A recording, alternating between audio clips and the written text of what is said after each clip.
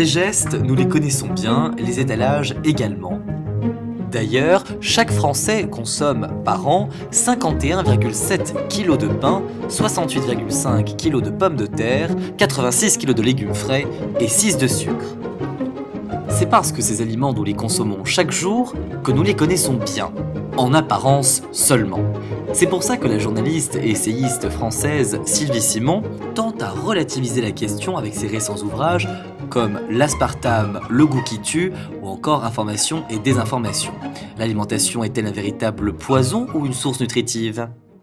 Je dirais plutôt poison qu'alimentation, de toute façon, parce qu'effectivement, ce que nous mangeons, quand on calcule ce qu'il y a de bon dans l'alimentation, il n'y a pas grand-chose. Notre alimentation générale est lamentable et c'est pour ça que du reste, que les gens sont de plus en plus malades, que les gens sont de plus en plus coléreux, nerveux, mal dans leur peau, parce qu'ils s'empoisonnent tous les jours et à petite dose.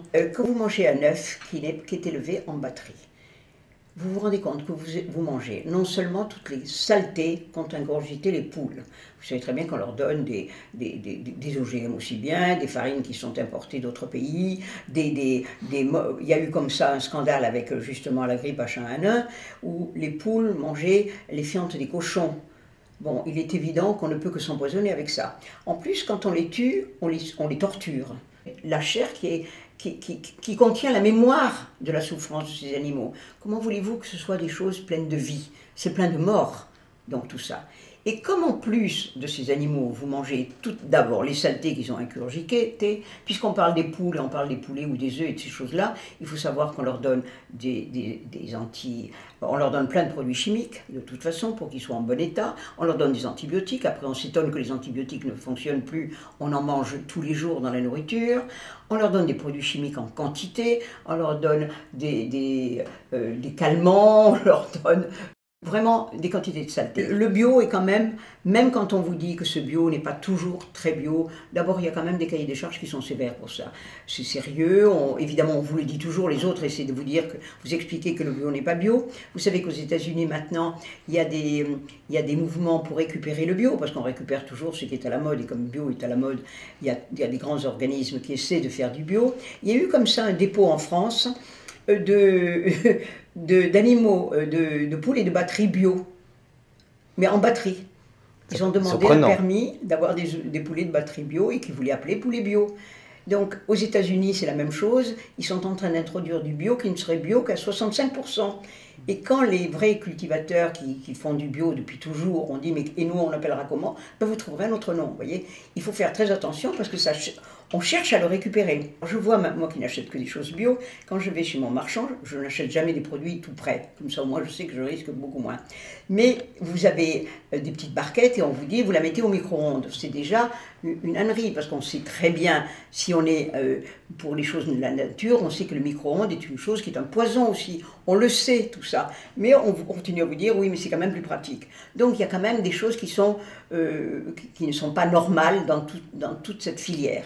Moi je pense, et ça je suis tout à fait d'accord avec la plupart des gens qui font du bio justement maintenant, du bio sérieux, c'est-à-dire des choses qui viennent de chez nous, il est quand même plus normal de manger en hiver du chou, des navets, des carottes et des choses comme ça, et ne pas chercher à manger des courgettes, des aubergines. Moi j'ai un jardin potager, dans mon jardin potager il n'y a pas d'aubergines au mois de décembre, c'est pas possible. Nous avons vu à la télévision un monsieur qui expliquait que les fraises qui poussaient au mois de décembre pouvaient être délicieuses. Il n'a pas rajouté qu'il mettait dans ses fraises du rouge pour les colorer, parce que ça existe évidemment, un exhausteur de goût pour qu'elles soient plus sucrées, du sucre pour qu'elles soient encore meilleures. Comment voulez-vous, quand on sait que c'est le soleil qui donne le bon goût aux légumes et aux fruits, avoir en plein hiver de tout. Tout le monde veut manger maintenant des fraises en hiver, moi je trouve ça absolument abominable. Donc il faudrait quand même être raisonnable. La plupart du temps aussi, on fait venir des produits. Alors on nous dit que maintenant la nourriture va augmenter de prix parce que le pétrole a augmenté. Mais si ça venait de proximité, on ne paierait pas aussi cher. Donc on va payer très cher des légumes ou des fruits qui viennent de pays tropicaux ou autres, mangeant ce qu'on a à notre portée. Donc automatiquement, il faut arrêter ces transports. Vous avez avec l'histoire des accords de Schengen ou enfin l'Europe, des camions portugais, qui est un pays plein de soleil où il y a des tomates extraordinaires, qui transitent pour aller en Hollande. Je trouve ça normal. Mais par contre, on trouve dans les marchés à Lisbonne des tomates hollandaises. Il est évident que la tomate hollandaise est bien moins bonne qu'une tomate méridionale. Donc on est dans l'absurdité totale. Et personne ne réfléchit à ça. Et alors la plupart, alors ne parlons pas évidemment de la nourriture industrielle qui est bourrée de produits chimiques. Il y a beaucoup plus de produits chimiques que de produits nourrissants. Alors est-ce que justement vous pensez, après le reportage d'Arte sur notre poison quotidien, les couvertures du Nouvel Observateur et de certains quotidiens qui dénoncent cette fameuse consommation qui serait nuisible à notre santé, est-ce que vous pensez que les Français ont pris conscience du phénomène et de l'ampleur de ce phénomène ? Ils l'ont de plus en plus, parce que tout de même, il y a eu de plus en plus de films, de plus en plus d'articles dans les journaux dénonçant ça. Mais c'est un phénomène très récent. Il y a quelques années encore, moi je connais des gens qui mangeaient, qui se moquaient de moi quand je mangeais bio il y a 10 ans, ou même 5 ans, et qui maintenant s'y sont mis peu à peu. Alors il y a quand même une prise de conscience des gens qui d'abord s'aperçoivent que leur nourriture est absolument abominable. Il y a certains produits qu'on trouvait autrefois et qui étaient encore possibles, où vous aviez, par exemple, des mélanges avec des fruits. Alors on vous disait, vous preniez un yaourt à la fraise, il y avait des petits morceaux de fraise. Maintenant on met parfum fraise. Ce qui veut dire qu'il n'y a pas de fraise dedans. Il n'y a pas un atome de fraise, effectivement. Non, pas un atome de fraise. On fabrique des parfums qui donnent le goût. Mais qu'est-ce qu'on mange de naturel là-dedans? Rien. Donc comment voulez-vous que les gens ne soient pas plus malades?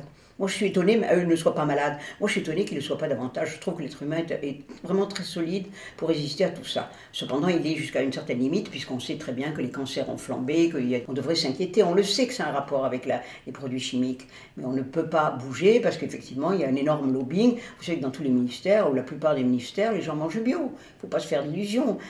Aux États-Unis, où on a dit que Mme Obama avait un jardin biologique, on est en train d'interdire tous les produits crus maintenant, sous prétexte qu'il y a des microbes dedans. On est dans l'aberration la plus totale. Les Français sont de plus en plus concernés par le problème environnemental qui influe sur leur alimentation.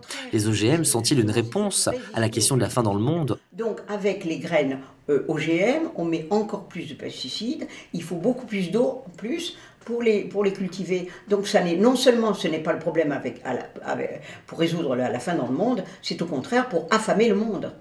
Et il y a une chose qu'il faut aussi dire, et ça je crois qu'on l'ignore un peu en France, c'est que dans les pays sous-développés, enfin les pays en voie de développement comme l'Inde ou l'Afrique, ce qu'on appelle la révolution verte a tué complètement l'agriculture. Vous savez qu'il y a des centaines d'agriculteurs qui se tuent, qui se suicident chaque mois, parce qu'ils sont ruinés par les marchands d'OGM. Et ça, on ne s'en rend pas compte et on ne le sait pas. Donc il ne faut pas nous dire que ça va nourrir le monde, au contraire, on va affamer le monde et tous les paysans qui n'ont pas d'argent seront à la merci de Monsanto ou d'autres qui vendront leurs graines à n'importe quel prix puisqu'il n'y aura pas de concurrence.